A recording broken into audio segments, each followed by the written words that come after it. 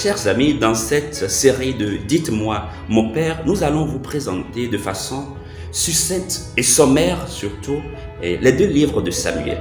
Alors, j'aimerais axer mon discours sur 4 petits points. D'abord, pourquoi 2 livres de Samuel et quelle est son importance? Ensuite, quel est son contenu et quelle est la source de la rédaction, quelle a été la source de la rédaction?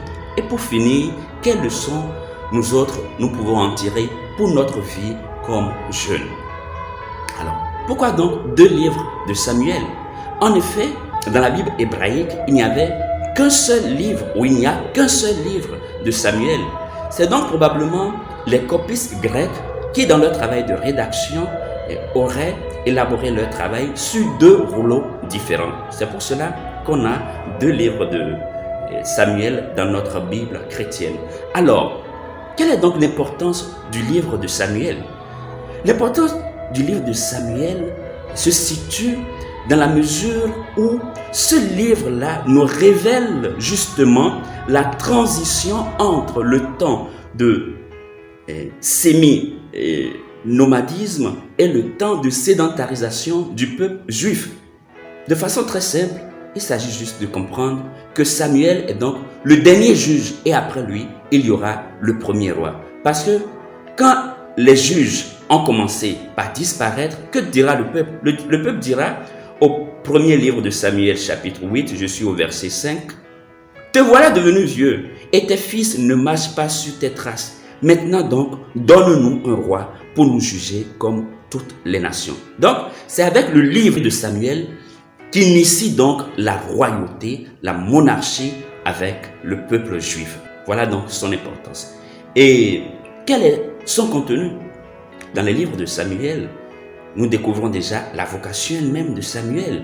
Nous découvrons le tirage au sort, il faut le dire, de Saül et l'élection après de David. Et il faut voir qu'il y a une différence. Saül a été tiré au sort, mais David a été élu. C'est pour cela qu'il y a une primauté, n'est-ce pas, dans la royauté de David. David est le plus grand des rois pour les Juifs et pour l'histoire de la Bible. Alors, sa primauté n'est pas chronologique, non. Sa primauté est liée à la grandeur et à ce que lui, David, il incarne. Alors, dans les livres aussi de Samuel, on découvre le péché de ce roi voulu par Dieu, qu'est David. Mais au même moment, on voit la miséricorde dont le Seigneur comble l'homme pécheur. Et quelles sont donc les sources de la rédaction? Nous avons, selon certains exégètes, 3 grandes sources. La première source, c'est la source élide. La seconde source, c'est la source sadducite. Et la troisième source, la dernière, c'est la source deutéronomiste. Alors, la première source, qui est la source élide, on l'attribue tout simplement au prêtre Ébiatar, qui était le conseiller, le compagnon et l'ami du roi David. Et la deuxième source, qui est la source sadducite, on l'attribue au prêtre Sadoc, qui sera la même chose, l'ami du roi Salomon.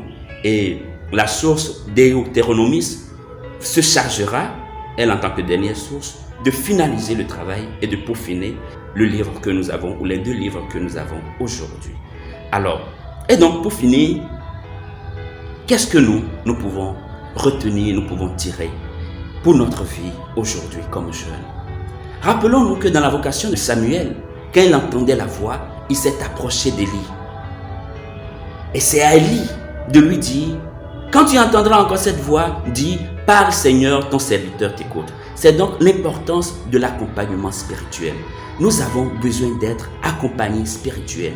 Il est donc temps, chers jeunes, que tu cherches une personne mature dans la foi, qui puisse avec toi cheminer sur ce chemin de spiritualité et sache t'aider. Dans ce livre aussi, ou dans ces livres de David, nous découvrons le péché de David et après la décadence même dans la maison de David, tout simplement pour nous dire, le péché, lorsqu'il est reconnu, l'homme devient encore plus fort. Parce que quand David a reconnu son péché, quand il a fait l'expérience de sa misère humaine, c'est là qu'il s'est rendu compte que lui-même, il n'était rien, mais que c'est le Seigneur qui agissait par lui. Donc, le péché devient pour nous donc le point de départ d'une rencontre véritable avec le Seigneur, où l'expérience de la grâce nous élève encore plus. Allez, Portez-vous bien et nous nous verrons pour une autre séance de Parle-moi, mon Père.